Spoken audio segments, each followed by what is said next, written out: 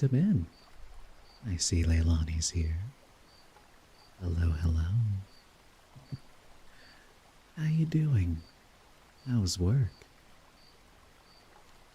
I know that I had to work today, too. Nice atmosphere, thank you.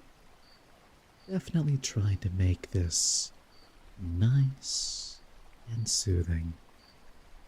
It helps for when we start the reading. And just, nice and relaxing and chill. Oh, it's kind of funny doing this in 60 FPS though. I move so smoothly. How fun. You survived work and it was good? That's wonderful. My day was very, very silly. Sounds good, Wampus. Enjoy your lunch. Solar, not the licking. Glad to see you both here. But yeah, my day today, definitely silly. So, I did spend the first half working as normal. However, my job itself is dependent on somebody else in a different department. And she happened to tell me that she would not be here on Monday because, federal holiday and the banks were closed. Yeah, no, you've been mod for a while. It's kinda silly, Solar. I modded you and then you stopped arriving.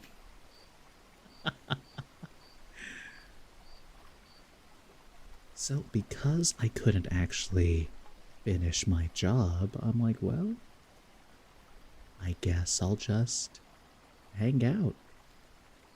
Hi, Colty. Welcome in.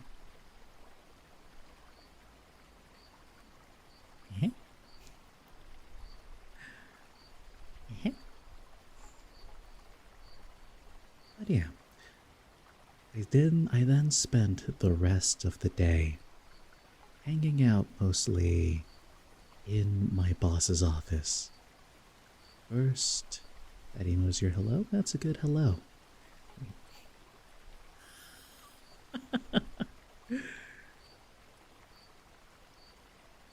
I did play chess. I went into her office and I'm just like, fight me now. And so we had a good match. And of course, victory was mine. She was getting much too complacent defeating everyone else.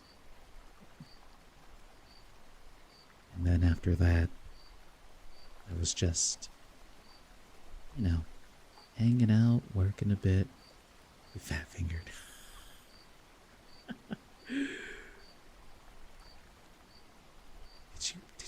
Did you ban somebody?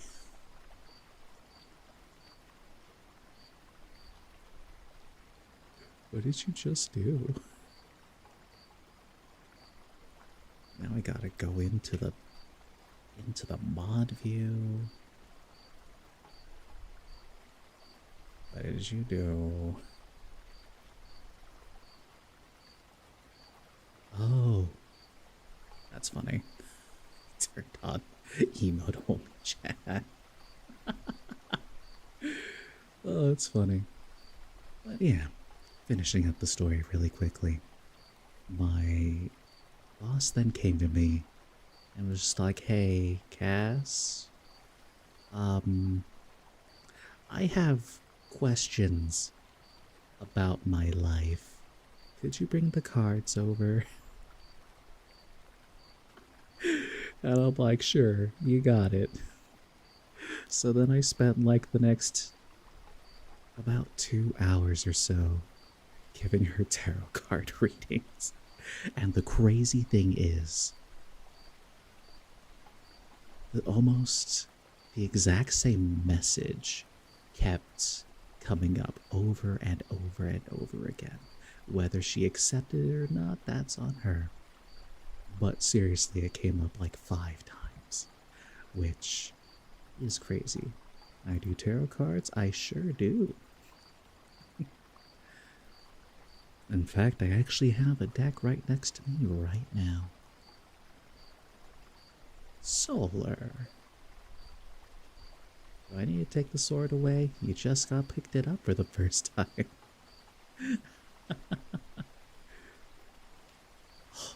Oh no, the alley-oop.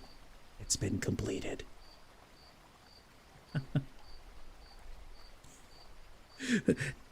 Ow. Anyways, hello. Welcome in, everybody. Have I ever done a tarot reading stream before? No, I have not. I planned on kind of making it a point redeem. I don't know if I could do like a whole stream of a tarot card reading, but maybe for special occasions. I think I did one for around New Year on stream.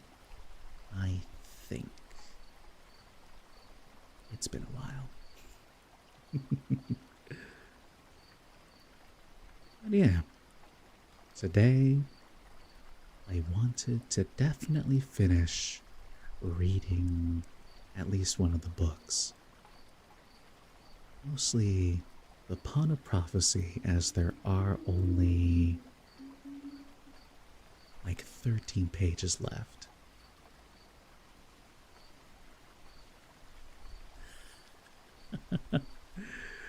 If you fall asleep, Solar, sounds good. You get some rest. That's why we're here. Yeah, I'm glad I did too. It was nice to just have a good, half silly, half worky day. Kind of like how it used to be. And now, I'm going to start in the middle of the chapter because every time I tried to finish this, stream then promptly crashed. So, we're gonna hurry and get this done. To catch you up on the stuff that happened, the party itself was having an attendance with the kings of the land that are around. And so, after finding out that there was treason happening in the walls, the young boy went to his room and found his enemy and several soldiers just there waiting for him. A huge clash had begun, all centered around him while he tried to escape, which he did. He hung around. Turns out, because of what he said earlier, the plan was thwarted. And now they're just all kind of recovering from that. The title of this book is The Pawn of Prophecy, the first book in the Bulgarian series by David Eddings. So I think I'm on like the last 2 chapters, 1.5 really. And I don't really want to go back to read the entire first part.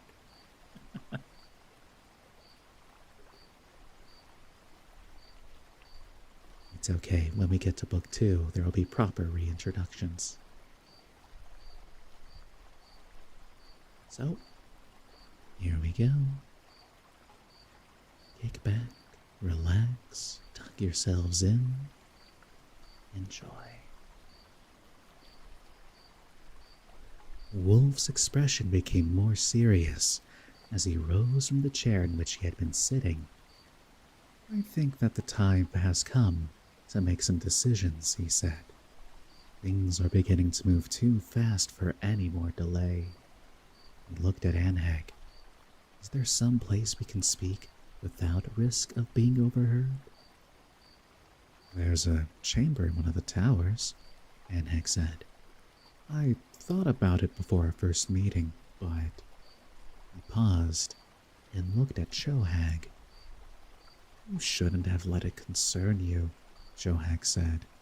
I can manage stairs if I have to, and it would have been better for me to have been a little inconvenienced than to have had Jarvik's spy overhear us. I'll stay with Garion, Dernick said to Aunt Pole. Aunt Pole shook her head firmly. No, she said, as long as Asherak is on the loose in Shrek, I don't want him out of my sight. Shall we go then? Mr. Wolf said. It's getting late, and I want to leave first thing in the morning. The trail I was following is getting colder. Queen Islena, still shaken, stood to one side with Porine and Sylar, and made no effort to follow as King Anheg led the way from the throne room. I'll let you know what happens, King Rodar signaled to his queen. Of course, Porine gestured back. Her face was placid, but the snap of her fingers as they spoke betrayed her irritability. Calmly, child, Rodar's fingers told her. We are guests here, and have to obey local customs. Whatever my lord commands, she replied, with a tilt of her hands that spoke whole volumes of sarcasm. Glad you're enjoying it, Leilani. With Hedar's help, King Chohek managed the stairs, although his progress was painfully slow. I apologize for this, he puffed, stopping halfway up to catch his breath. It's as tiresome for me as it is for you. King Anheg posted guards at the foot of the stairs, then came up and closed the heavy door behind him. Light the fire, cousin, he said to Barak. We might as well be comfortable. Barak nodded and put a torch to the wood in the fireplace. The chamber was round and not too spacious, but there was adequate room for them all, and chairs and benches to sit on. Mr. Wolf stood at one of the windows, looking down at the twinkling lights of Val Alorn below. I've always been fond of towers, he said, almost to himself. My master lived in one like this, and I enjoyed the time I spent there. I'd give my life to have known Alder, Chohek said softly. Was he really surrounded by light, as some say? He seemed quite ordinary to me, Mr. Wolf said. I lived with him for 5 years before I even knew who he was. Was he really as wise as we're told? Anheg asked. Probably wiser, Wolf said. I was a wild and errant boy when he found me dying in a snowstorm outside his tower. He managed to tame me, though it took him several 100 years to do it. He turned from the window with a deep sigh. To work, then, he said. Where will you go to take up the search? King Fulrak asked. Kamar, Wolf said. I found the trail there. I think it led down into Arendia. I'll send warriors with you, Anheg said. After what's happened here, it looks like the Grollems may try to stop you. No, Wolf said firmly. Warriors are useless in dealing with the Grollems. I can't move with an army underfoot, and I won't have time to explain to the king of Arendia why I'm invading his kingdom with a horde of troops at my back. It takes even longer to explain things to Arens than it does to Alorns, impossible as that sounds. Don't be uncivil, father, Aunt Pole said. It's their world too, and they're concerned. You wouldn't necessarily need an army, Belgarath, King Rodar said, but wouldn't it be prudent to take along a few good men? There's very little that Polgara and I can't deal with by ourselves, Wolf said, and Silk, Barak, and Dernick are long to deal with more mundane problems. The smaller our group, the less attention we'll attract. He turned to Chohag. As long as we're on the subject, though, I'd like to have your son Hedar with us. We're likely to need his rather specialized talents. Impossible, Hedar said flatly. I have to remain with my father. No, Hedar, Chohag said. I don't intend for you to live your life as a cripple's legs. I've never felt any restriction in serving you, father, Hedar said. There are plenty of others with the same talents I have. Let the Ancient One choose another. How many Shadarim are there among the Algars? Mr. Wolf asked gravely. Hedar looked at him sharply, as if trying to tell him something with his eyes.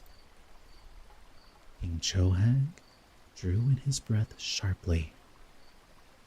Hedar, he asked, is this true? Hedar shrugged. It may be, father, he said. I didn't think it was that important. Chohag looked at Mr. Wolf. Wolf nodded. It's true, he said. I knew it the first time I saw him. He's a Shadar. He had to find out for himself, though. Chohag's eyes suddenly brimmed with tears. My son, he said proudly, pulling Hedar into a rough embrace. It's no great thing, father, Hedar said quietly, as if suddenly embarrassed. What are they talking about? Varian whispered to Silk. It's something the Algars take very seriously, Silk said softly. They think that there are some people who can talk to horses with their thoughts alone. They call these people Shadarim, clan chiefs of the horses. It's very rare, maybe only 2 or 3 in a whole generation. It's instant nobility for any Algar who has it. Chohag's going to explode with pride when he gets back to Algaria. Is it that important? Varian asked. Silk shrugged. The Algars seem to think so, he said. All the clans gather at the stronghold when they find a new Shadar. The whole nation celebrates for 6 weeks. There are all kinds of gifts. Hedar will be a rich man if he chooses to accept them. Rahari, yeah. He may not, though. He's a strange man. You must go, Chohag said to Hedar. The pride of Algaria goes with you.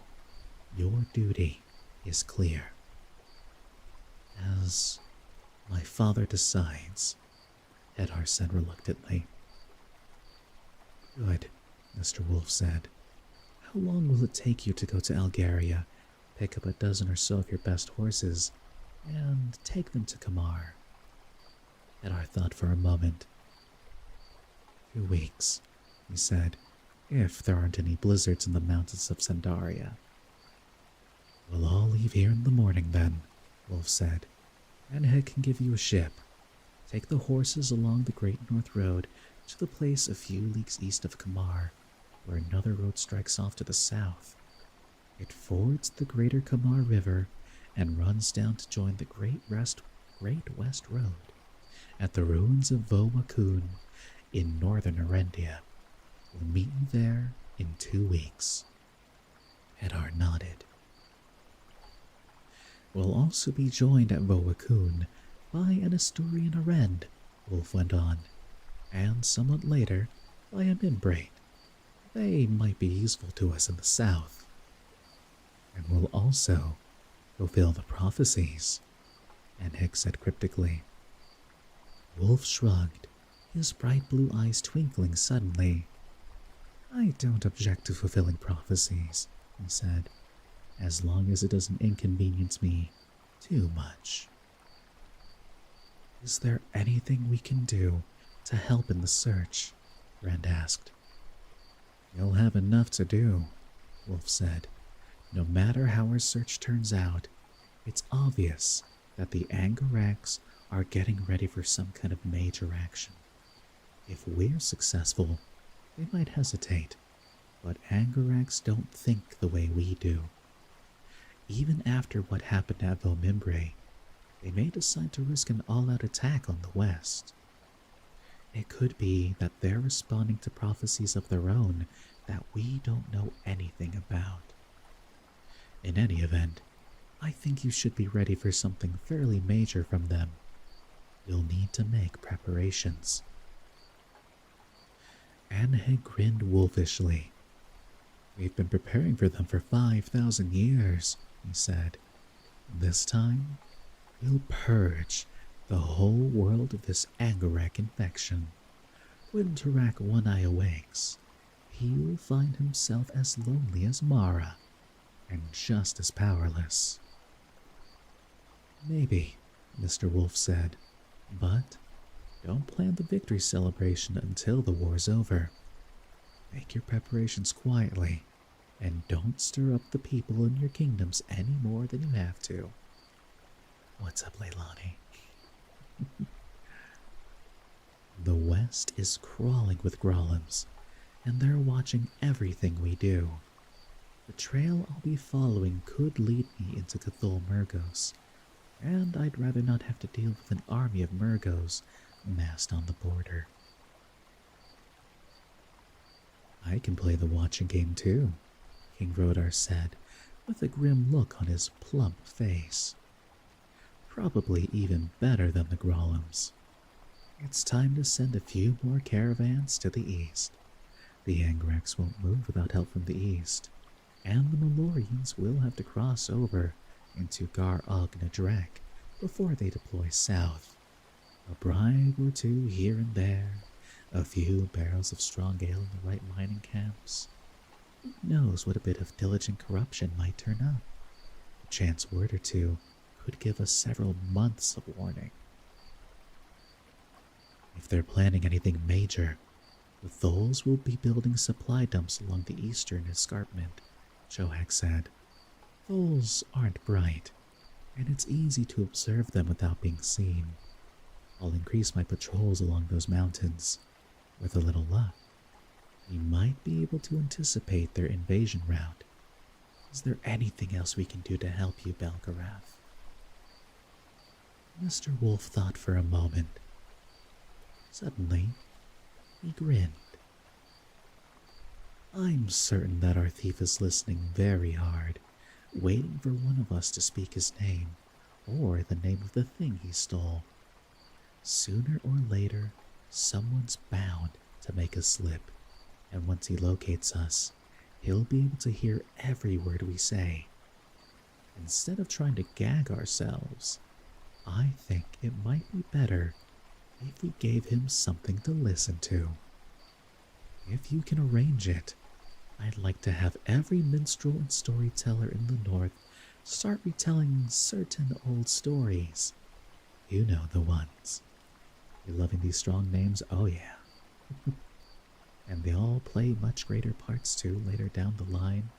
This is a very character-driven series. It's wonderful. When those names start sounding in every village marketplace north of the Kamar River, it'll set up a roaring in his ears like a thunderstorm.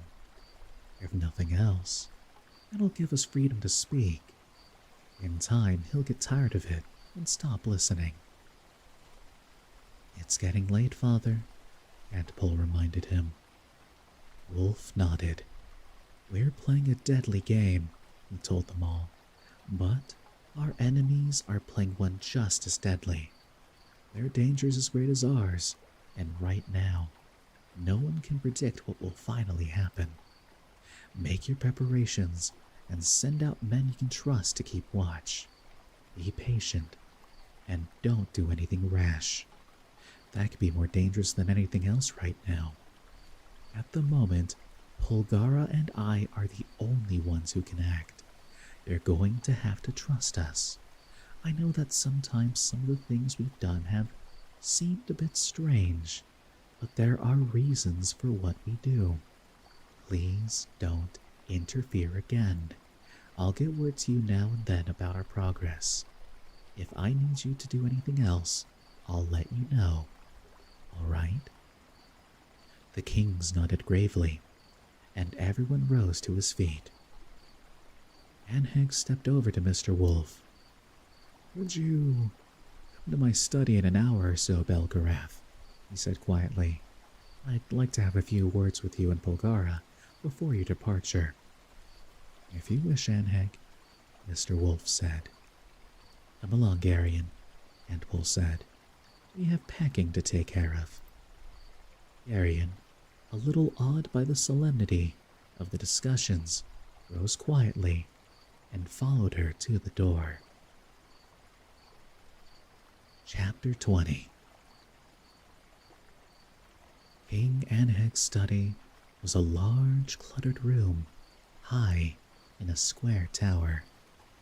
Books bound in heavy leather lay everywhere, and strange devices with gears and pulleys and tiny brass chains sat on tables and stands. Intricately drawn maps with beautiful illuminations were pinned up on the walls, and the floor was littered with scraps of parchment covered with tiny writing.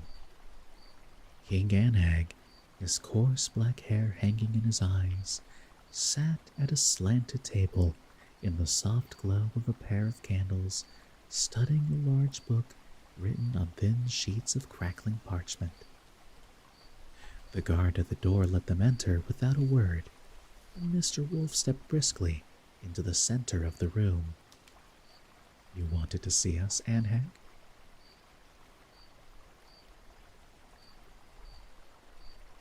The king of Cherek straightened from his book and laid it aside. Belgarath, he said with a short nod of greeting. Polgara. He glanced at Garion, who stood uncertainly near the door. Yeah? Did you hear that? Sorry.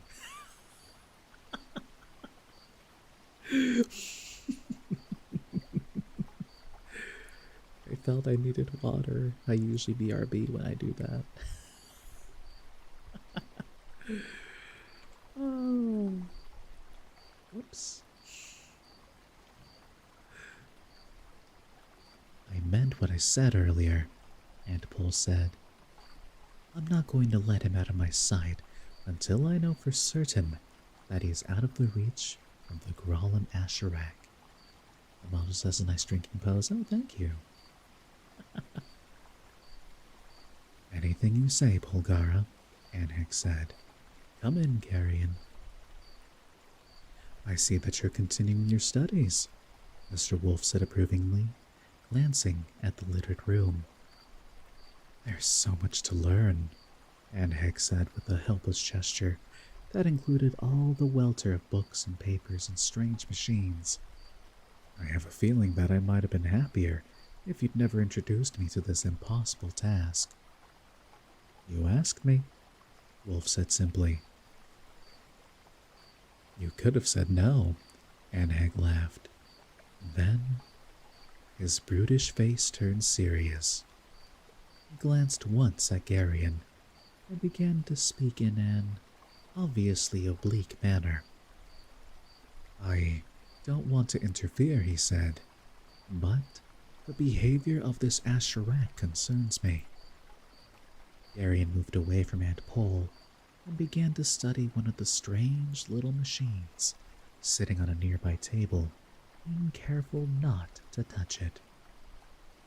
We'll take care of Asherak, Antpol said. But Anheg persisted. There have been rumors for centuries that you and your father have been protecting... He hesitated, glancing at Garion, then continued smoothly.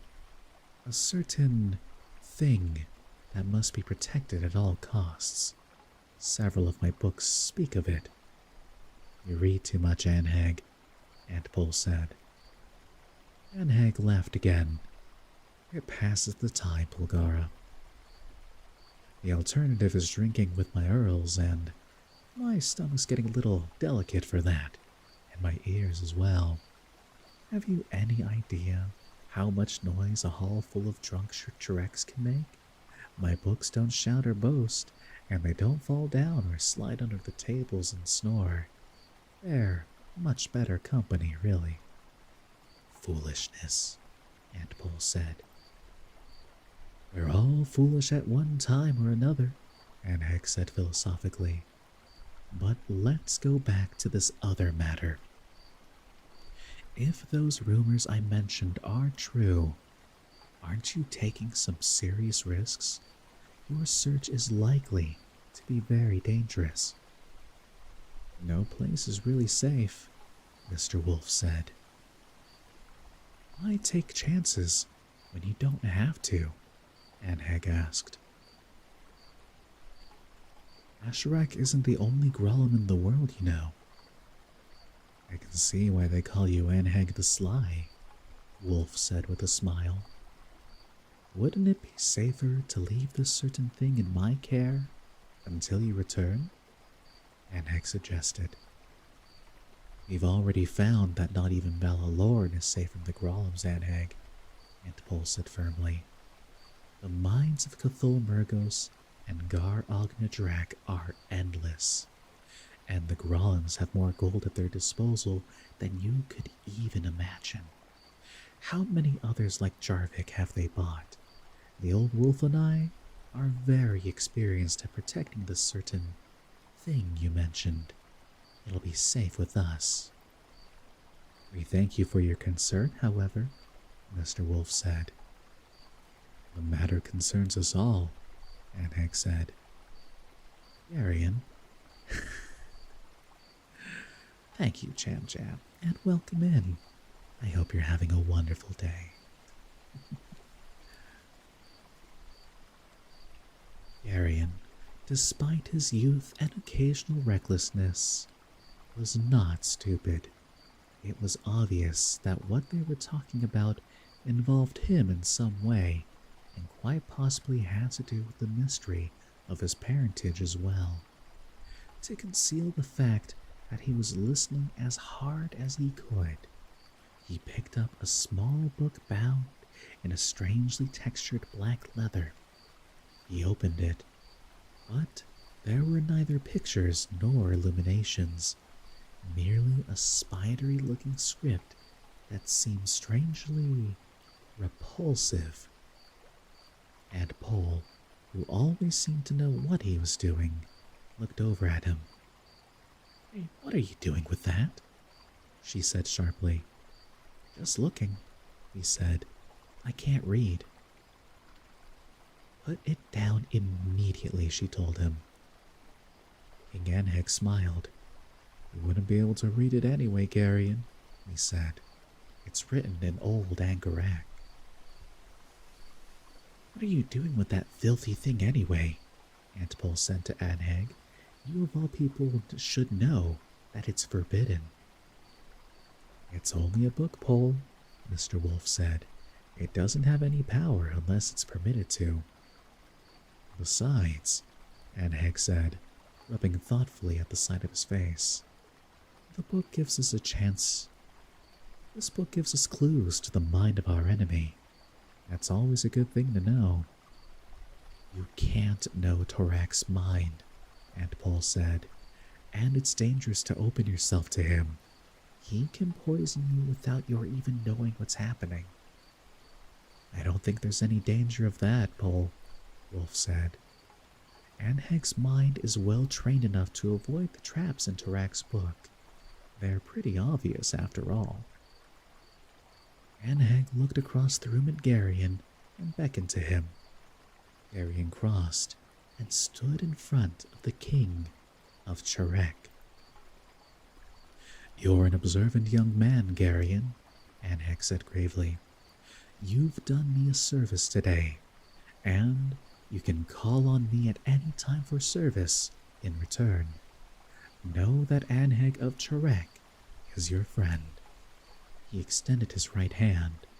and Garion took it into his own without thinking. King Anheg's eyes grew suddenly wide, and his face paled slightly.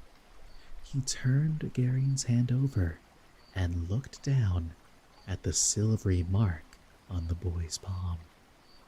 Then Aunt Pole's hands were also there, firmly closing Garion's fingers and removing him from Anheg's grip. "It's true then," Anheg said softly. "Enough," Aunt Pole said. "Don't confuse the boy." Her hands were still firmly holding Garion's. "Come along, dear," she said. "It's time to finish packing." And she turned and led him from the room. Garion's mind was racing. What was there about the mark on his hand that had so startled Anheg? The birthmark, he knew, was hereditary. Aunt Pole had once told him that his father's hand had had the same mark. But why would that be of interest to Anheg? It had gone too far. His need to know became almost unbearable. He had to know about his parents, about Aunt Pole, about all of it. If the answers hurt, then they'd just have to hurt. At least, he would know. The next morning was clear, and they left the palace for the harbor quite early. They all gathered in the courtyard where the sleighs waited. "There's no need for you to come out into the cold like this, Meryl," Lorak told his fur-robed wife as she mounted the sleigh beside him. "I have a duty to see my lord safely to his ship," she replied with an arrogant lift of her chin. Lorak sighed. "Whatever you wish," he said. With King Anheg and Queen Islena at the lead, the sleighs rolled out of the courtyard and into the snowy streets. The sun was very bright, and the air was crisp. Garion rode silently with Silk and Hedar. "Why so quiet, Garion?" Silk asked. "A lot of things have happened here that I don't understand," Garion said. "No one can understand everything," Hedar said rather sententiously. That's a new word, actually. Sententious. Given to moralizing in a pompous or affected manner. Good to know. Chareks are violent and moody people, Silk said. They don't even understand themselves. You're welcome, Leilani.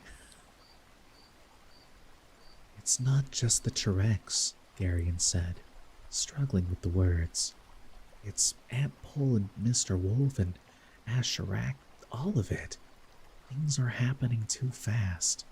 I can't get it all sorted out. Events are like horses, Hedar told him. Sometimes they run away. After they've run for a while, though, they'll start to walk again.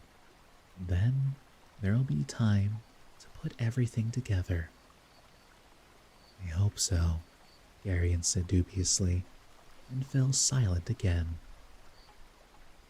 The sleighs came around a corner into the broad square before the Temple of Belar.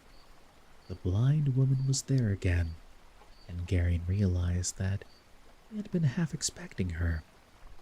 She stood on the steps of the temple and raised her staff. Unaccountably, the horses which pulled the sleigh stopped, trembling despite the urgings of the drivers. "Hail, Great One," the blind woman said. "I wish thee well on thy journey." The sleigh in which Garion was riding had stopped closest to the temple steps, and it seemed that the old woman was speaking to him. Almost without thinking, he answered, "Thank you, but why do you call me that?" She ignored the question. "Remember me," she commanded, bowing deeply. Remember, Marty, when thou comest into thine inheritance. It was the second time she'd said that, and Garion felt a sharp pang of curiosity. Thank you, Leilani. I'm not really trying right now. What inheritance? He demanded. But Barak was roaring with fury and struggling to throw off the fur robe and draw his sword at the same time. King Anheg was also climbing down from his sleigh, his coarse face livid with rage. No, Aunt Pole said sharply from nearby. I'll tend to this. She stood up. Hear me, witch woman, she said in a clear voice, casting back the hood of her cloak. I think you see too much with those blind eyes of yours.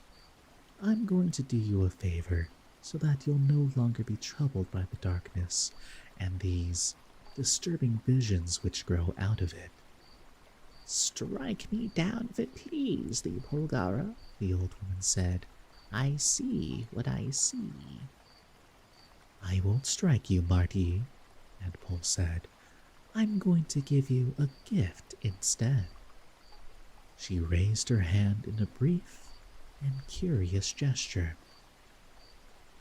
Garion saw it happen quite plainly, so there was no way that he could later persuade himself that it had all been some trick of the eye. He was looking directly at Marty's face and saw the white film drain down off her eyes like milk draining down the inside of a glass. The old woman stood frozen to the spot as the bright blue of her eyes emerged from the film which had covered them. And then she screamed. She held up her hands, looked at them, and screamed again. There was in her scream a wrenching note of indescribable loss. What did you do? Queen Islena demanded. I gave her back her eyes, Aunt Pole said, sitting down again and rearranging the fur robe about her. You can do that? Islena asked, her face blanching and her voice weak. Can't you? It's a simple thing, really. But, Queen Porrine objected, with her eyes restored, she'll lose that other vision, won't she? I imagine so, Aunt Pole said, but that's a small price to pay, isn't it? She'll no longer be a witch then? Porrine pressed. She wasn't really a very good witch anyway, Aunt Pole said. Her vision was clouded and uncertain. It's better this way. She won't be disturbing herself and others with shadows anymore. She looked at King Anheg, who sat frozen with awe beside his half-fainting queen. Shall we continue? She asked calmly. Our ship is waiting. The horses, as if released by her words, leaped forward, and the sleigh sped away from the temple, spraying snow from their runners. Garion glanced back once. Old Marty stood on the steps of the temple, looking at her two outstretched hands and sobbing uncontrollably. We've been privileged to witness a miracle, my friends, Hedar said. I gather, however, that the beneficiary was not very pleased with it, Silk said dryly. Remind me not to offend Polgara. Her miracles seem to have two edges to them. Oh, wow. And that's the end of chapter 20. Am I on your TV again, Jam Jam? It always makes me feel pretty popular. How does it look in 60 FPS? Look at this nice, smooth movement.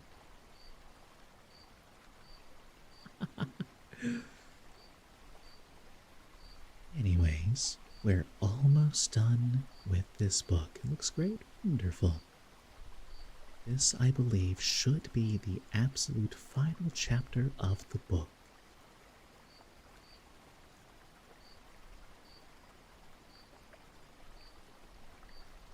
I have checked. It is the absolute final chapter of the book. 10 ADHD.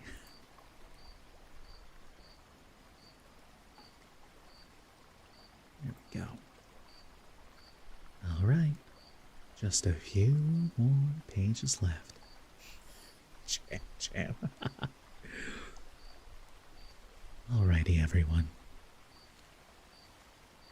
I'm gonna drink some more water.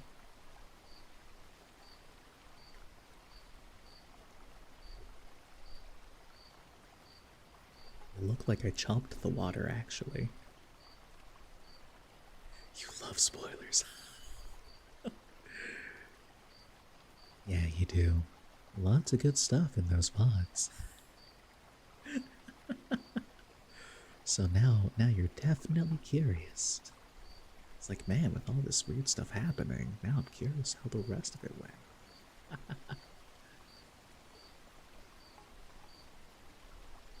But now we'll continue with chapter 21. Then after that, I think we'll go back to the Odyssey. And if time permits, light novel.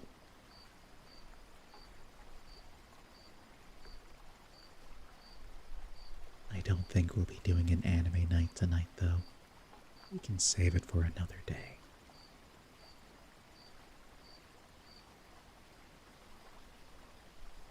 So, chapter 21 of the Pawn of Prophecy, the final one. The low, slanting rays of the morning sun glittered on the icy waters of the harbor as their sleighs halted near the stone quays. Are you going to bring up Epic? Yep, there it is. I've seen and heard only one thing. I do need to take the time, though. I hear fantastic things, and everyone at the anime workshop is obsessed with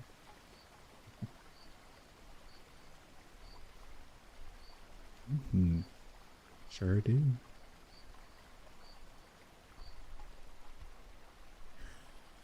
The licking. They're so silly. Alright, starting again. The low, slanting rays of the morning sun glittered on the icy waters of the harbor as their sleighs halted near the stone quays. Or to be keys. Might be keys.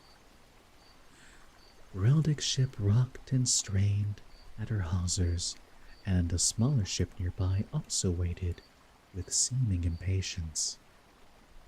Hello, Rex. Welcome in. Good to see you. How have you been? Welcome to the new week.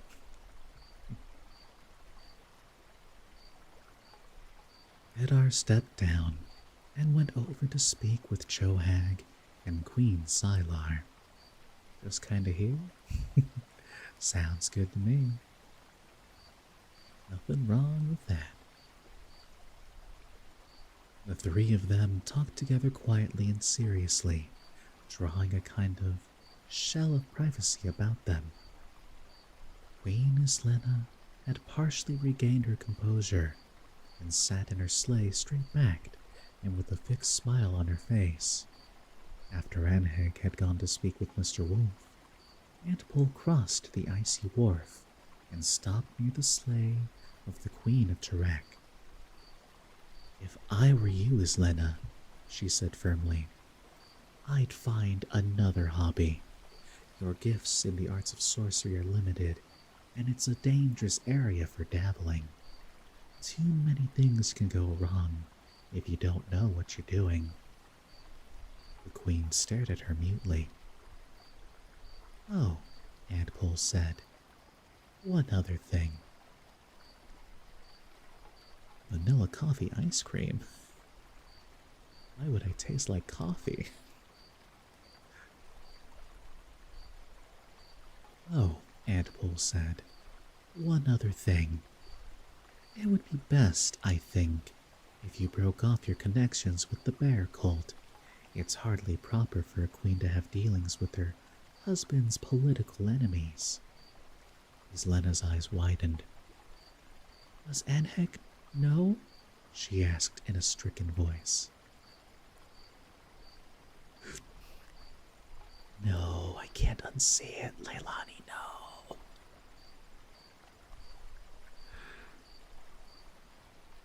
I wouldn't be surprised, Aunt Paul said. He's much more clever than he looks, you know. You're walking very close to the edge of treason. You want to have a few babies. They'd give you something useful to do with your time and keep you out of trouble. That's only a suggestion, of course, but you might think it over. I've enjoyed our visit, dear. Thank you for your hospitality. And with that, she turned and walked away. Silk whistled softly. That explains a few things, he said. Explains what? Arian asked. The High Priest of Belar's been dabbling in Trek politics lately. He's obviously gone a bit further than I thought in penetrating the palace. The Queen?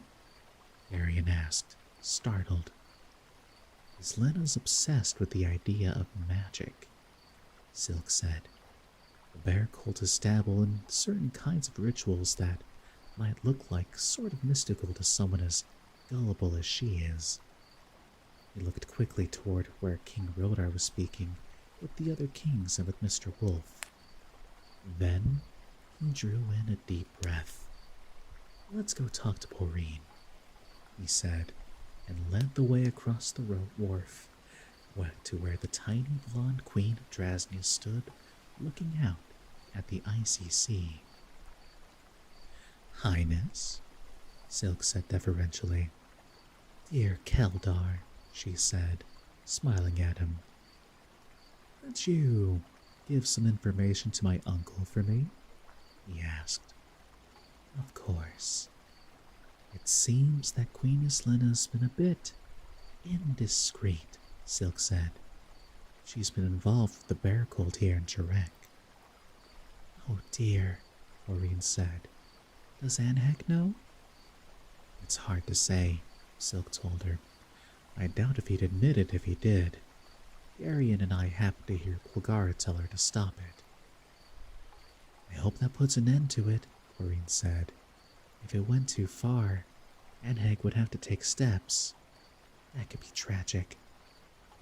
Quagara was quite firm, Silk said. I think Islena will do as she was told, but advise my uncle. He likes to be kept aware of this kind of thing. I'll tell him about it, she said. You might also suggest that he keep his eyes on the local chapters of the cult in Boktor and Kotu, Silk suggested. This kind of thing isn't usually isolated. It's been about 50 years since the last time the cult had to be suppressed. Queen Porine nodded gravely. I'll see to it that he knows, she said. I've got some of my own people planted in the bear cult. As soon as we get back to Boktor, I'll talk with them and see what's afoot. Your people? Have you gone that far already? Silk asked in a bantering tone. You're maturing rapidly, my queen. It won't be long until you're as corrupt as the rest of us. Boktor's full of intrigue, Keldar, the queen said primly. It isn't just the bear cult, you know. Merchants from all over the world gather in our city, and at least half of them are spies. I have to protect myself and my husband. Does Rodar know what you're up to? Silk asked slyly. Of course he does, she said. He gave me my first dozen spies himself, as a wedding present. How typically Drasnian, Silk said. It's only practical, after all, she said. My husband's concerned with matters involving other kingdoms.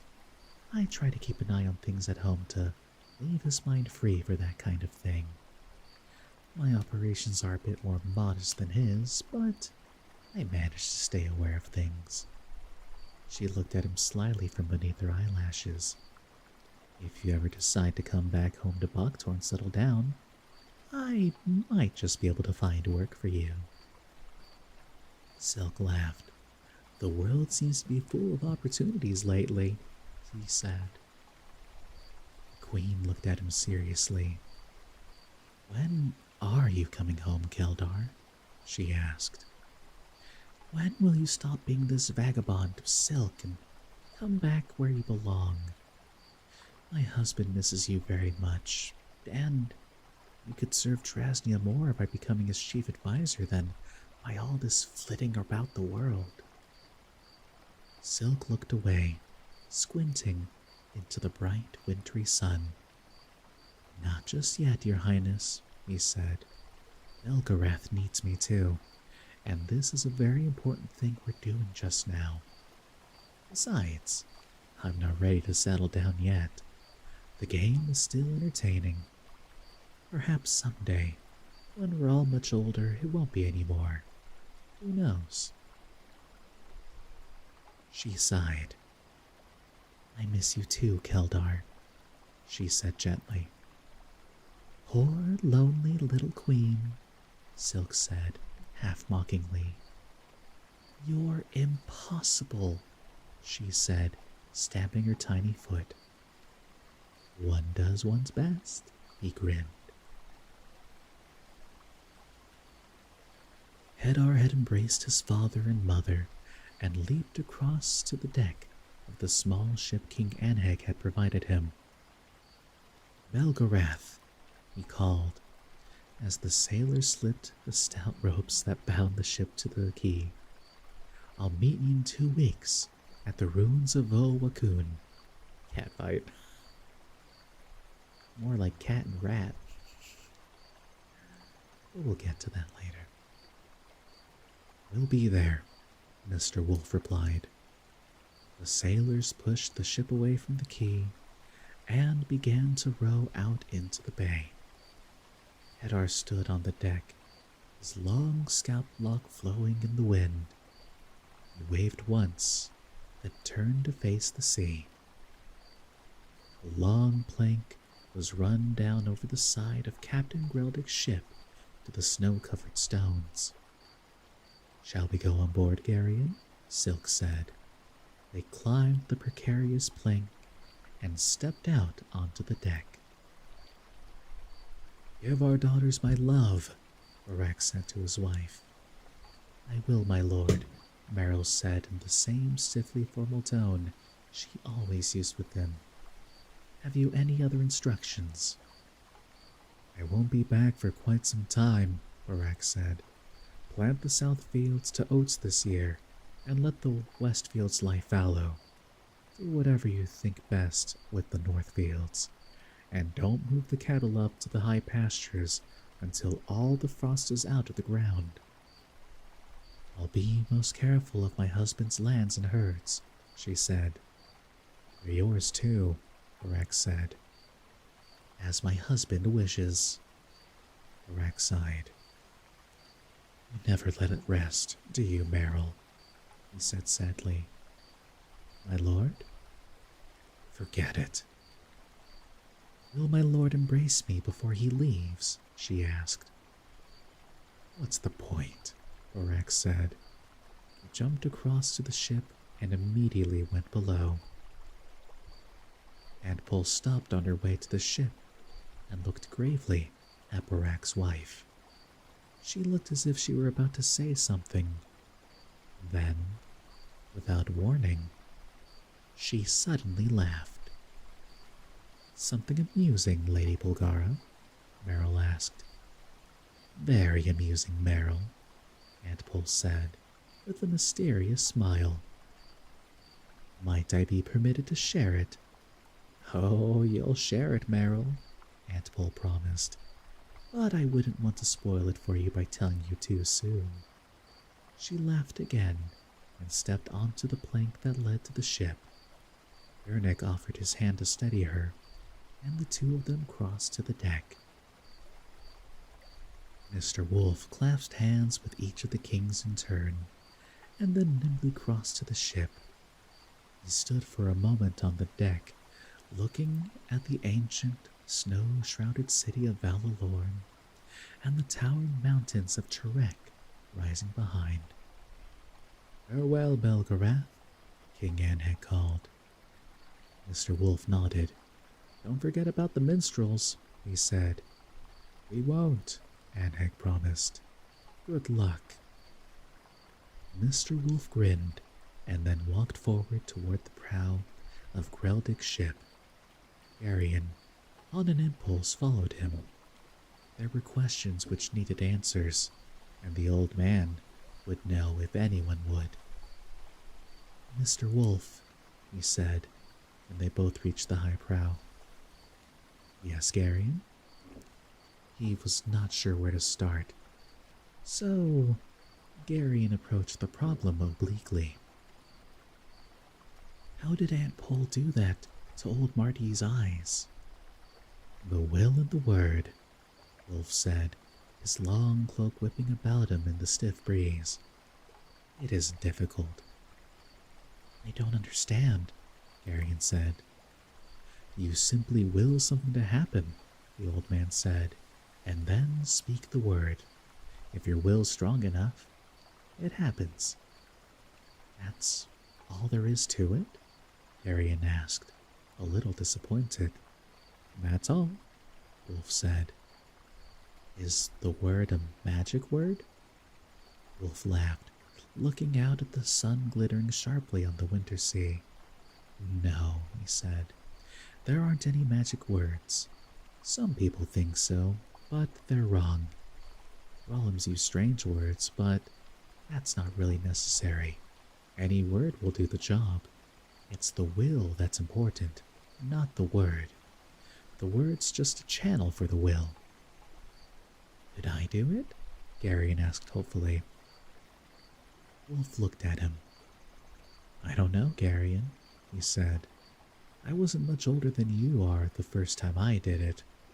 But I'd been living with Alder for several years. That makes a difference, I suppose." "What happened?" "My master wanted me to move a rock," Wolf said. "He seemed to think it was in his way. I tried to move it, but it was too heavy. After a while, I got angry and I told it to move. It did. I was a little surprised, but my master didn't seem to think it was so unusual." "You said, move? That's all?" Arion was incredulous. "That's all," Wolf shrugged. "It seemed so simple that I was surprised I hadn't thought of it before. At the time, I imagined that anybody could do it, but men have changed quite a bit since then. Maybe it isn't possible anymore. It's hard to say, really." "I always thought that sorcery had to be done with long spells and strange signs and things like that," Arion said.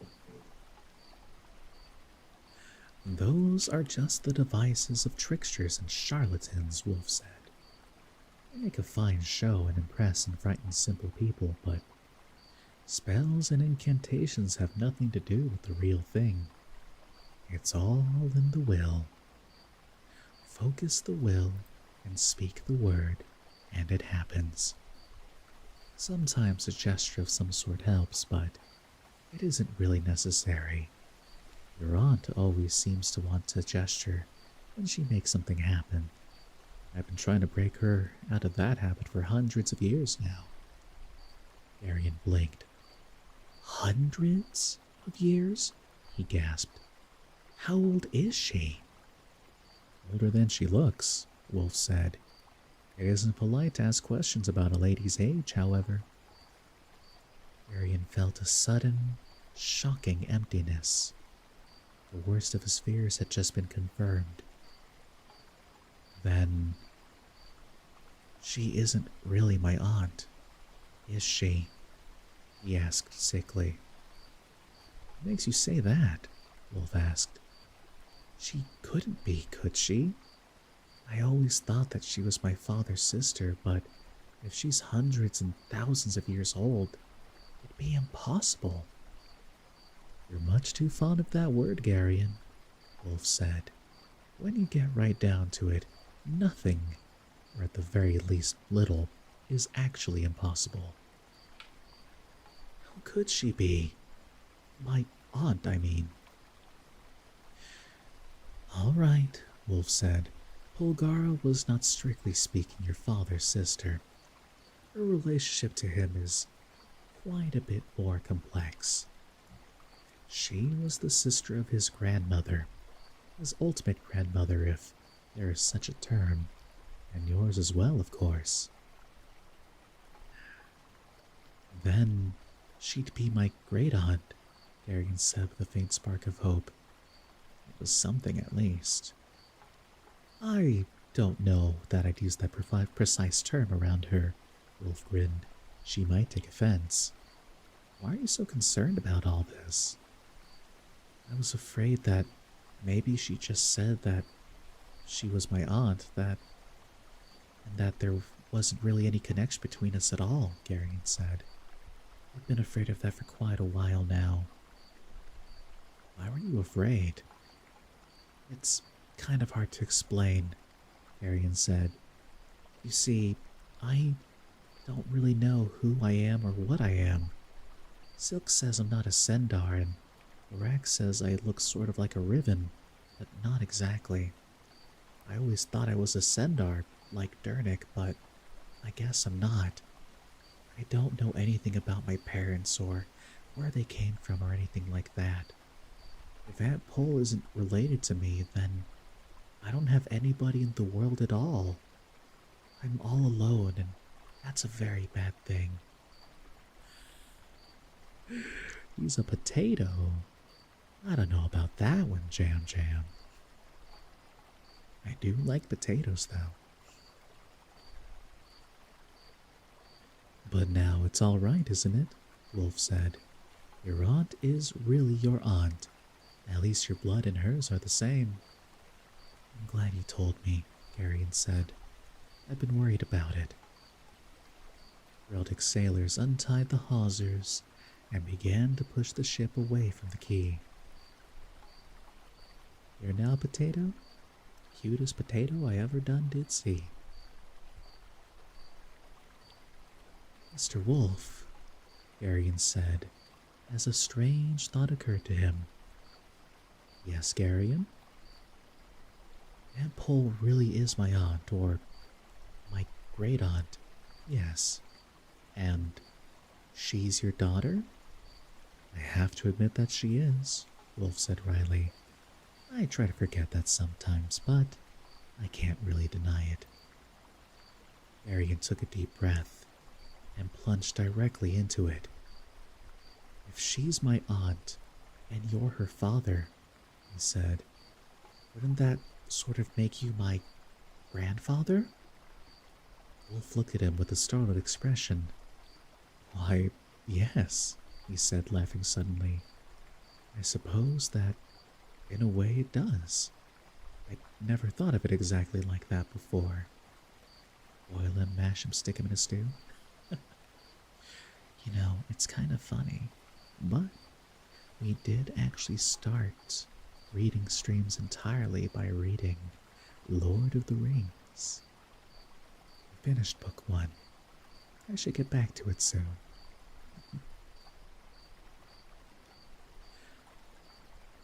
Garion's eyes suddenly filled with tears, and he impulsively embraced the old man.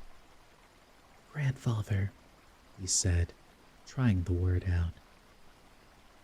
Well, well, Wolf said, his own voice strangely thick. What a remarkable discovery. Awkwardly, he patted Garion's shoulder. They were both a little embarrassed by Garion's sudden display of affection, and they stood silently, watching as Greldic sailors rowed the ship out into the harbor. It's okay. The... Actually, we might have lost a few of the bots. We'll see. Grandfather, Arian said after a while. Yes? Am I about to witness potato murder in my chat? What really happened to my mother and father? I mean, how did they die? Wolf's face became very bleak. There was a fire, he said shortly. A fire? Arian said weakly, his imagination lurching back in that awful thought of the unspeakable pain. How did it happen? It's not very pleasant, Wolf said grimly. Are you really sure you want to know? I have to, Grandfather, Arian said quietly. I have to know everything I can about them. I don't know why, but it's very important. Mr. Wolf sighed. Yes, Arian, he said. I guess it would be at that. All right, then. If you're old enough to ask the questions, you're old enough to hear the answers. He sat down on a sheltered bench out of the chilly wind. Come over here and sit down. He patted the bench beside him. Arian sat down and pulled his cloak around him. Nom. Let's see, Wolf said, scratching thoughtfully at his beard. Where do we start? He pondered for a moment. Your family's very old, Garion, he said finally. And like so many old families, it has a certain number of enemies. Enemies? Garion was startled. That particular idea hadn't occurred to him before. It's not uncommon, Wolf said. When we do something someone else doesn't like, they tend to hate us. The hatred builds up over the years until it turns into something almost like a religion. They hate not only us, but everything connected with us. They're trying to eat you? Oh my. Now, let's not make any...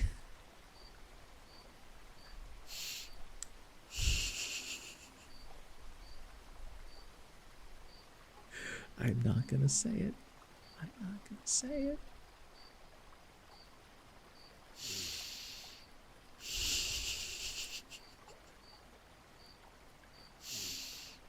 Not gonna say it.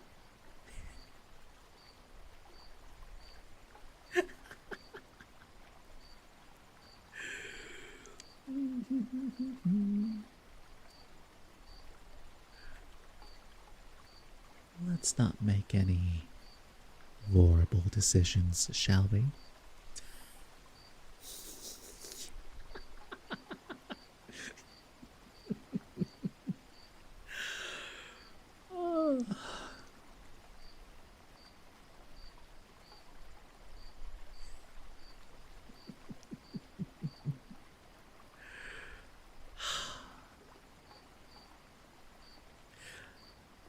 Back to my books.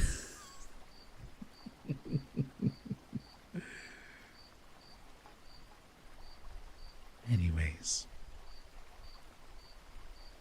they hate not only us, but everything connected with us. Anyway, a long time ago, your family's enemies became so dangerous that your aunt and I decided that the only way we could protect the family was to hide it. You aren't telling me everything, Arian said. No, Wolf said blandly. I'm not. I'm telling you as much as it's safe for you to know right now. If you knew certain things, you would act differently, and people would notice that. It's safer if you stay ordinary for a while longer. You're it innocent say so, being. Hmm. You sure? I need to not do that. Sorry. You mean ignorant, Garion accused. Alright, ignorant then. Do you want to hear the story, or do you want to argue? I'm sorry, Garion said. It's all right, Wolf said, patting Garion's shoulder. Since your aunt and I are related to your family in a rather special way, we were naturally interested in your safety. That's why we hid your people. Can you actually hide whole family? Garion asked. It's never been that big a family, Wolf said. It seems, for one reason or another, to be a single unbroken line. No cousins or uncles or that kind of thing. It's not all that hard to hide a man and a wife with a single child. We've been doing it for hundreds of years now. We've hidden them in Tolnedra, Riva, Chirek, Dresnia, all kinds of places. They've lived simple lives, artisans mostly, sometimes ordinary peasants, the kind of people nobody would ever look at twice. Anyway, everything had gone well until about 20 years ago. We moved your father, Garin, from a place in Arendia to a little village in eastern Sandaria, about 60 leagues southeast of Doreen, up in the mountains. Garin was a stonecutter. Didn't I tell you that once before? Garion nodded. A long time ago, he said. You said you liked him and used to visit him once in a while. Was my mother a Sendar then? No. Jam Jam's talking about me playing Silent Hill too.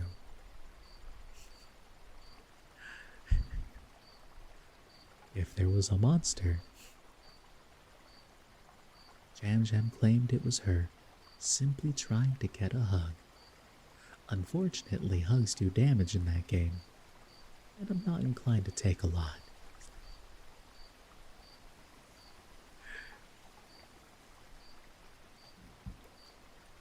Was my mother a Sendar then? No, Wolf said. Ildera was an Algar, actually. The second daughter of a clan chief. Your aunt and I introduced her to Garin when they were about the right age. The usual sort of thing happened, and they got married.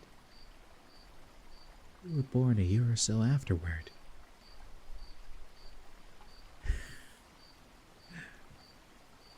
Yeah, no. Everyone was having a good time for those Silent Hill 2 streams. It's like, I'm that, I'm this, that's my husband. All you wanted was a hug, and then you went full murder mode.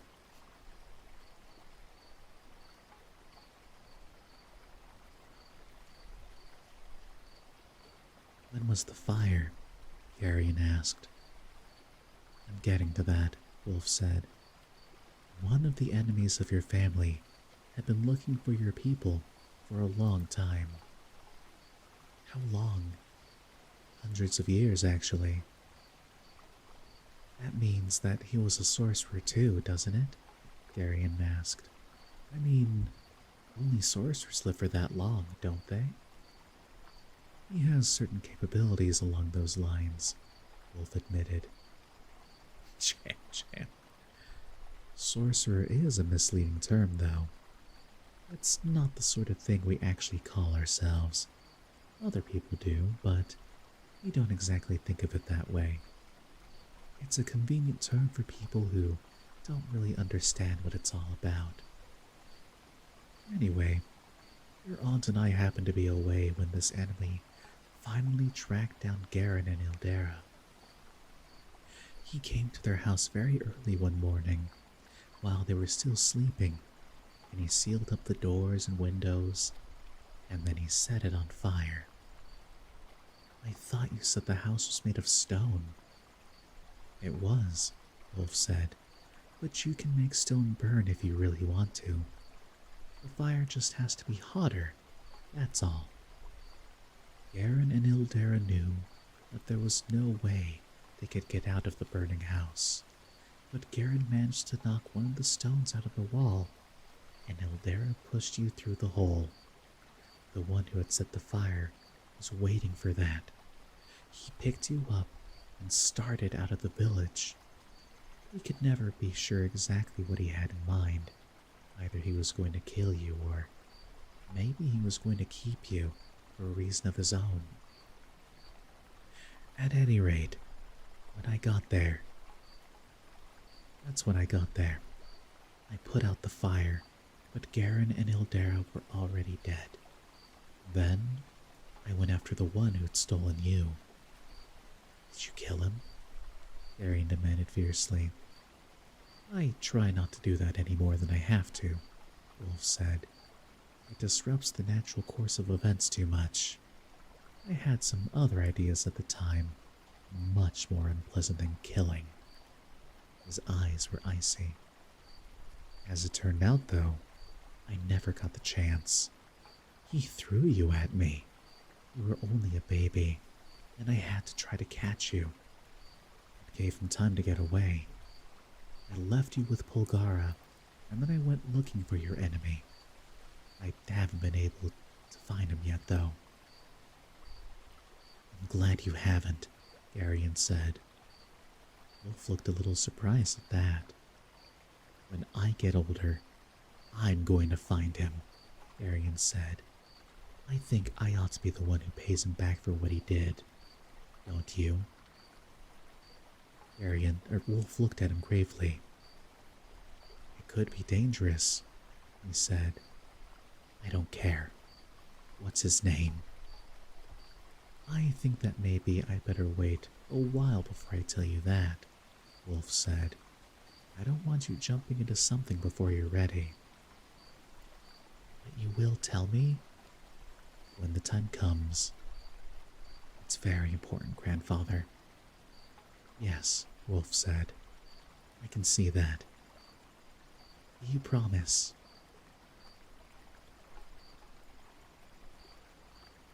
Good evening. Hi, Nochi. Welcome in. How are you doing tonight? What's going on? Happy Monday, or even Tuesday, possibly.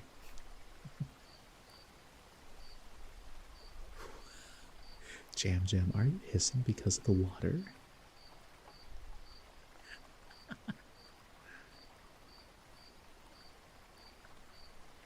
Will you promise? If you insist, and if I don't, I'm sure your aunt will. She feels the same way you do. Don't you? I'm much older, Wolf said. I see things a little differently.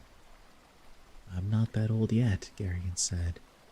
I won't be able to do the kind of things you do, so I'll have to settle just for killing him. He stood up and began to pace back and forth, a rage boiling in him. I don't suppose I'll be able to talk you out of this, Wolf said, but I really think you're going to feel differently about it after it's over. Not very likely, Garion said, still pacing. We'll see, Wolf said. Your IRL girlfriend finally left home after visiting this weekend, and you kind of miss her already. That's very fair. Very fair, Inochi.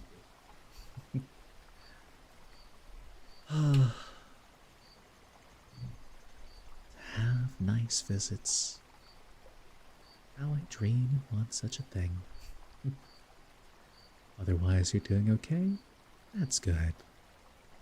Well, I'm glad I can be here to at least distract a little while. How are who doing? Well, this week I'd say I'm doing better. last week was a train wreck. So much went wrong for me, but I was glad to see that I have a really good support system in place. I have everyone here, I've got my friends, my family, and a lot of love coming my way. So, that's kept me going. Things are better. Me too, Leilani.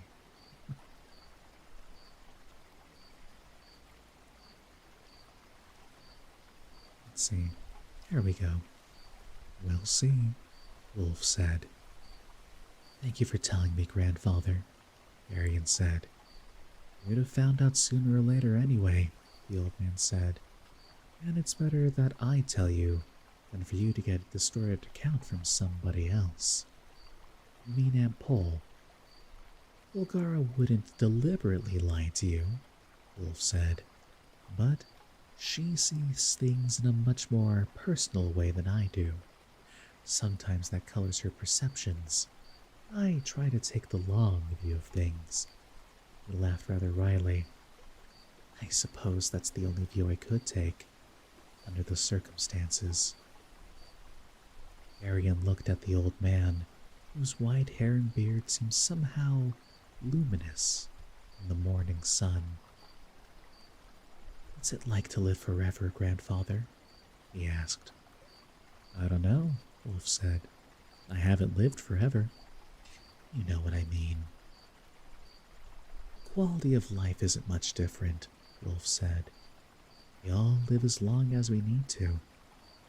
It just happened that I have something to do that's taken a very long time. He stood up abruptly. This conversation's taken a gloomy turn, he said. This thing that we're doing is very important, isn't it, Grandfather? Arian asked. It's the most important thing in the world right now, Wolf said. How's Jack Jack? Jack Jack's doing well.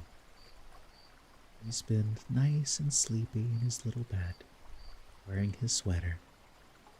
He hates wearing it, but it's very, very adorable on him.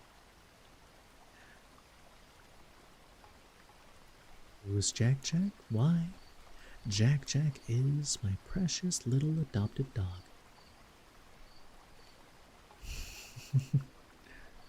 He's a sweetheart.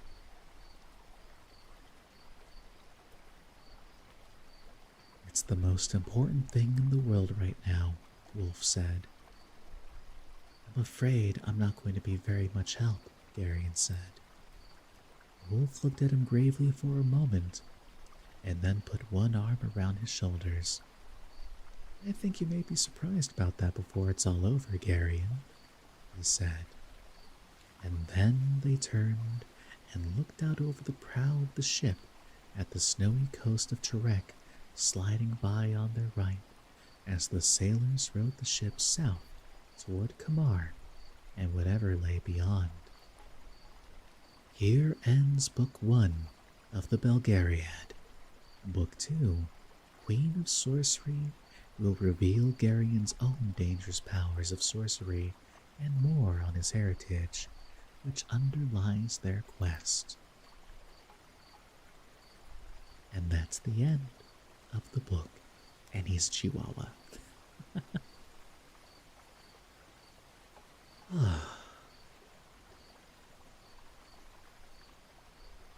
It sure took a while, but we finally finished it. Yeah, he's a very small boy. Small for a Chihuahua, too. Thank you. We'll definitely get back into the series later, but I also feel like I need to finish more of the books that we started. I'm going to take a quick break, and then we'll get right back with reading. Okay, be right back. If you want, Now's a good time to stretch, relax, drink some water, and I'll be back in a few.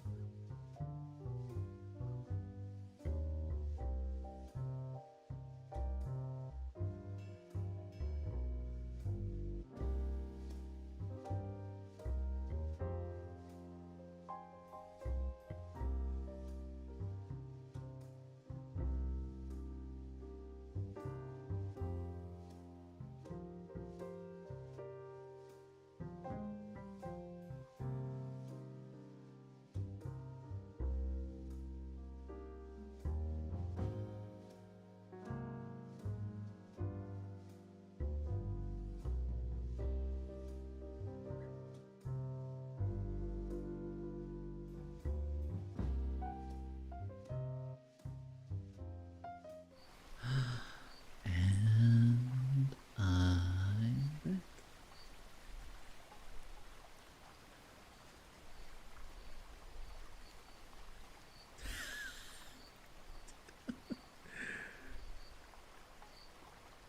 Nice plan.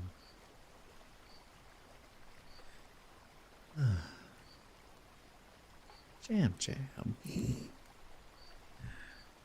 Oh, you.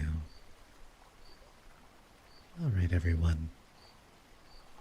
I don't have a lot of time left, so I'm gonna see how far we can get in the Odyssey. And then once we hit that nice 2-hour mark, that is where we'll call it for the night.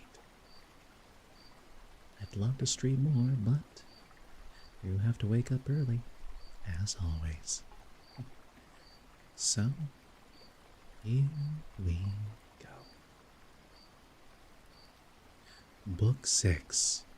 The meeting between Nazca and Ulysses. So here Ulysses slept, overcome by sleep and toil, but Minerva went off to the country and city of the Phaeacians, a people who used to live in the fair town of Hyperia, near the lawless Cyclops. Now, the Cyclops were stronger than they and plundered them, so their king Nausithous moved them thence and settled them in Scheria, far from all other people. He surrounded the city with a wall, built houses and temples, and divided the lands among his people. But he was dead and gone to the house of Hades, and King Alcinous, whose counsels were inspired of heaven, was now reigning. To his house then did Minerva hie in furtherance of the return of Ulysses. She went straight to the beautifully decorated bedroom, what's wrong with me? Bedroom, in which there slept a girl who was as lovely as a goddess, Nausicaa, daughter to King Alcinous. Two maidservants were sleeping near her, both very pretty, one on either side of the doorway, which was closed with well-made folding doors. Minerva took the form of the famous sea captain Timus's daughter, who was a bosom friend of Nausicaa and just her own age. Then, coming up to the girl's bedside, like a breath of wind, she hovered over her head and said, "Ah, yeah, I bet we'll play more Born or Bred later." "Nausicaa, what can your mother have been about to have such a lazy daughter? Here are your clothes all lying in disorder, yet you're going to be married almost immediately, and should not only be well dressed yourself, but should find good clothes for those who attend you. This is the way to get yourself a good name, and to make your father and mother proud of you. Suppose, then, that we make tomorrow a washing day and start at daybreak. I will come and help you so that you may have everything ready as soon as possible, for all the best young men among your own people are courting you, and you're not going to remain a maid much longer. Ask your father, therefore, to have a wagon and mules ready for us at daybreak, to take the rugs, robes, and girdles, and you can ride too, which will be much pleasanter for you than walking, for the washing cisterns are some way from the town." That's a fun emo jam. So yeah, it's a sign that we're ready to rumble. Rumble, crumble, ready to crumble. Yeah.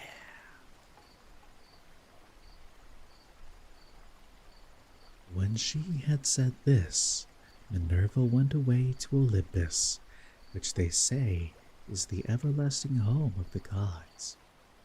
Here no wind beats roughly, and neither rain nor snow can fall, but it abides in everlasting sunshine and in a great peacefulness of light, wherein the blessed gods are illumined forever and ever. This was the place to which the goddess went when she had given instructions to the girl. By and by morning came and woke Nausicaa, who began wondering about her dream. She therefore went to the other end of the house to tell her father and mother all about it, and found them in their own room. Her mother was sitting by the fireside, spinning her purple yarn with her maids around her, and she happened to catch her father just as he was going out to attend a meeting of the town council, which the Phaeacian eldermen had convened. She stopped him and said, "Papa dear, did you manage to let me have a good big wagon? I want to take all our dirty clothes to the river and wash them. You are the chief man here, so it is only right that you should have a clean shirt when you attend meetings of the council. Moreover, you have 5 sons at home, 2 of them married, while the other 3 are good-looking bachelors. You know they always like to have clean linen when they go to a dance, and I've been thinking about all this." She did not say a word about her own wedding, for she did not like to, but her father knew and said, You shall have the mules, my love, and whatever else you have a mind for. Be off with you, and the men shall get you a good strong wagon with a body to it that will hold all your clothes. On this, he gave his orders to the servants, who got the wagon out, harnessed the mules, and put them to, while the girl brought the clothes down from the linen room and placed them on the wagon. Her mother prepared her a basket of provisions with all sorts of good things, and a goat skin full of wine. Don't drink and drive. Your horses will thank you. The girl now got into the wagon, and her mother gave her also a golden cruse of oil, that she and her women might anoint themselves. Then she took the whip and reins, and lashed the mules on, whereon they set off, and their hooves clattered on the road. They pulled without flagging, and carried not only Noska and her wash of clothes, but the maids also who were with her. Is that a driving ad? Could be. When they reached the waterside, they went to the washing cisterns, through which there ran at all times enough pure water to wash any quantity of linen, no matter how dirty. They were unharnessed. Here they unharnessed the mules and turned them out to feed on the sweet, juicy herbage that grew by the waterside. They took the clothes out of the wagon and put them in the water, and vied with one another in treading them in the pits to get the dirt out. After they had washed them and got them quite clean, they laid them out by the seaside, where the waves had raised a high beach of shingle, and set about washing themselves and anointing themselves with olive oil.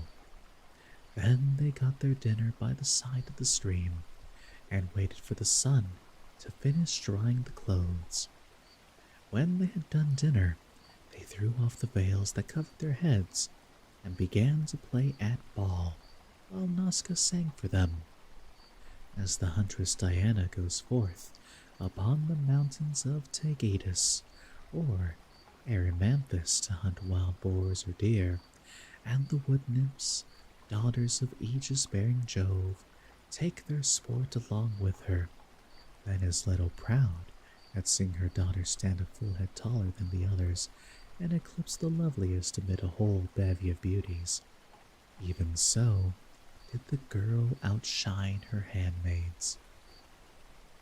When it was time for them to start home, and they were folding the clothes and putting them into the wagon, Minerva began to consider how Ulysses should wake up and see the handsome girl who was to conduct him to the city of the Phaeacians. The girl therefore threw a ball at one of the maids, which missed her and fell into deep water. On this, they all shouted, and the noise they made woke Ulysses, who sat up in his bed of leaves, and began to wonder what it might all be. "Alas," said he to himself, "what kind of people have I come amongst? Are they cruel, savage, and uncivilized, or hospitable and humane? I seem to hear the voices of young women, and they sound like those of the nymphs that haunt mountain tops, or springs of rivers and meadows of green grass. At any rate, I am among a race of men and women. Let me try if I cannot manage to get a look at them." As he said this, he crept from under his bush and broke off a bough covered in thick leaves to hide his nakedness. He looked like some lion of the wilderness that stalks about exulting in his strength and defying both wind and rain. His eyes glare as he prowls in quest of oxen, sheep, or deer, for he is famished, and will dare break even into a well-fenced homestead, trying to get at the sheep. Even such did Ulysses seem to the young women, as he drew near to them, all naked as he was, for he was in great want. On seeing one so unkempt and so begrimed with salt water, the others scampered off along the spits that jutted out into the sea.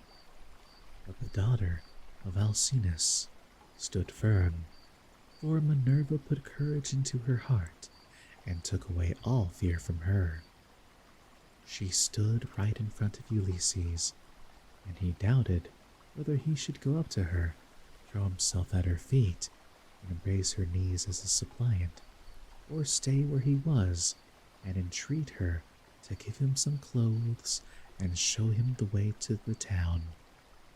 In the end, he deemed it best to entreat her from a distance, in case the girl should take offense at his coming near enough to clasp her knees, so he addressed her in honeyed and persuasive language. "O Queen," he said, "I implore your aid, but tell me, are you a goddess, or are you a mortal woman? If you are a goddess and dwell in heaven, I can only conjecture that you are Jove's daughter Diana, for your face and figure resemble none but hers. If, on the other hand, you are immortal and live on earth, thrice happy are your father and mother, thrice happy, too, are your brothers and sisters. How proud and delighted they must feel when they see so fair a scion as yourself going out to a dance. Most happy, however, of all will be he whose wedding gifts have been the richest, and who takes you to his own home. I never yet saw anyone so beautiful, neither man nor woman, and am lost in admiration as I behold you. I can only compare you to a young palm tree which I saw when I was at Delos, growing near the altar of Apollo, for I was there too, with much people after me, when I was on that journey which has been the source of all my troubles. Never yet did such young plant shoot out of the ground as that was, and I admired and wondered at it exactly as I now admire and wonder at yourself. I dare not clasp your knees, but I am in great distress. Yesterday made the 20th day that I had been tossing about upon the sea. The winds and waves have taken me all away from the Ogygian island. Hello there, Nar. Welcome in. And now fate has flung me upon this coast, that I may endure still further suffering, for I do not think that I have yet come to the end of it, but rather that heaven has still much in store for me. And now, O Queen, have pity upon me, for you are the first person I have met, and I know no one else in this country. Show me the way to your town, and let me have anything which you may have brought hither to wrap your clothes in. May heaven grant you in all things your heart's desire. You are a cat, Nar, and it's nice to always have another cool cat in here. Welcome in. May heaven grant you in all things your heart's desire, husband, house, and a happy, peaceful home, for there is nothing better in this world than that man and wife should be of one mind in a house. It discomfits their enemies, makes the hearts of their friends glad, and they themselves know more about it than anyone. To this, Nazca answered, Stranger, you appear to be a sensible, well-disposed person. There is no accounting for luck. Jove gives prosperity to rich and poor, just as he chooses, so you must take what he has seen fit to send you and make the best of it. Hi, Natalia. Welcome in with the funny face.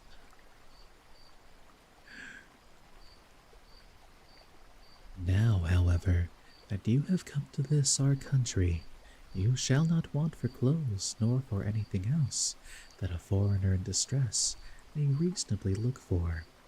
I will show you the way to the town and will tell you the name of our people. We are called Vetians, and I am the daughter to Alcinous, in whom the whole power of the state is vested. Then she called her maids and said, Stay where you are, my you girls.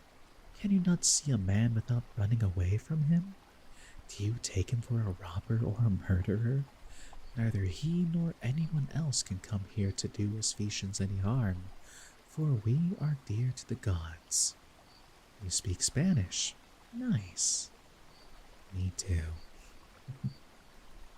And live apart on Land's End that juts into the sounding sea and have nothing to do with any other people. This is only some poor man who has lost his way, and we must be kind to him, for strangers and foreigners in distress are under Jove's protection, and we will take what they can get, and be thankful. So, girls, give the poor fellow something to eat and drink, and wash him in the stream at some place that is sheltered from the wind. Do I know Spanish? Yes. Yes, I do. Aunque la verdad es que no lo quiero hablar ahorita, pero si quieres, aquí estoy. On this, the maids left off running away and began calling one another back.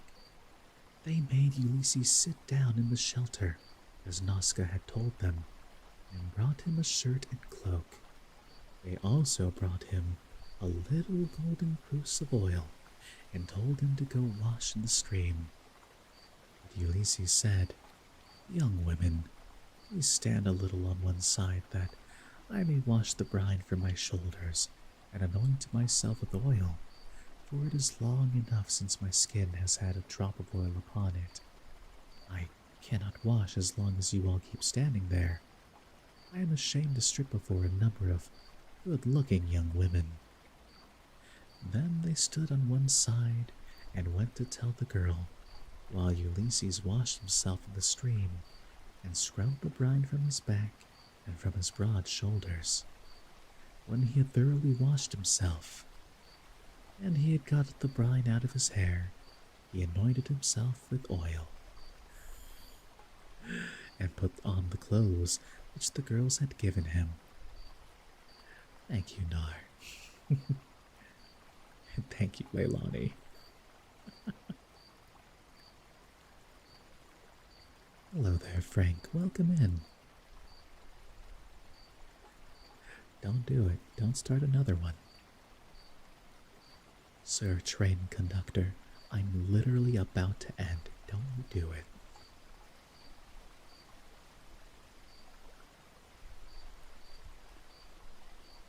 There's a joke you can make right now.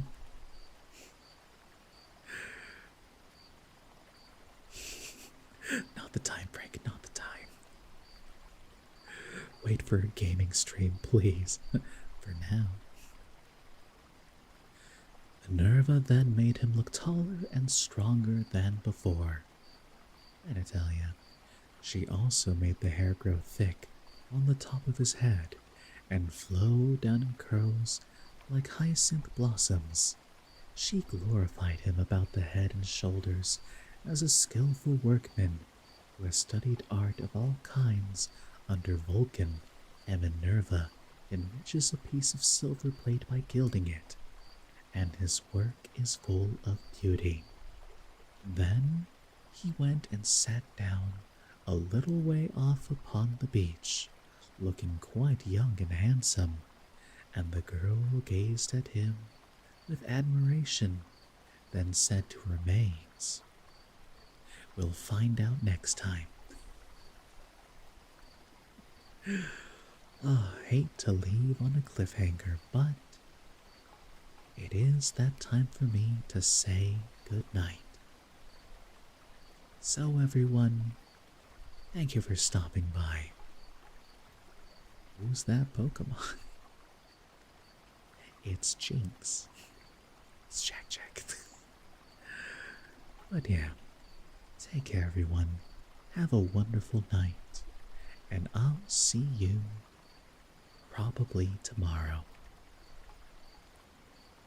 Welcome, and thank you all for being here. Always glad to be of help and service. Good night, everyone, and sweet dreams.